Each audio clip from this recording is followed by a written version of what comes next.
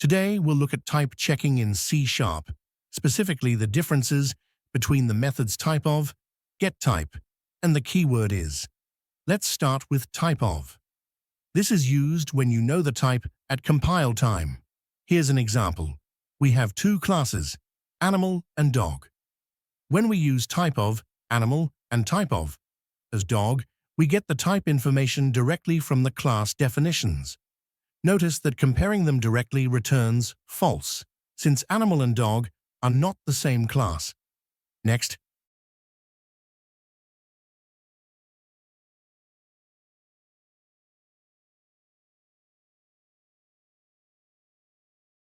let's look at GetType.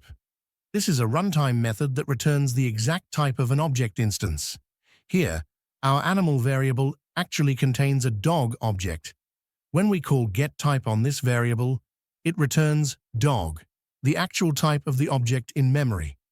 Comparing animal.getType with typeof, dog, returns true, but with typeof, animal, it returns false, showing it's strictly a runtime check for the exact type.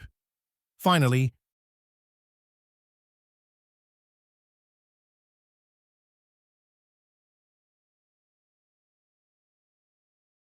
we have the is keyword.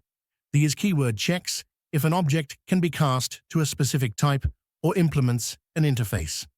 Let's say we check if our animal is a dog or a cat. The is keyword returns true for dog and false for cat, clearly indicating what the object can safely be cast to. In summary, use typeof for compile time type checks, GetType when you need the exact runtime type, and is when checking type compatibility or inheritance. Thanks for watching, and don't forget to like and subscribe for more C# tips and tutorials.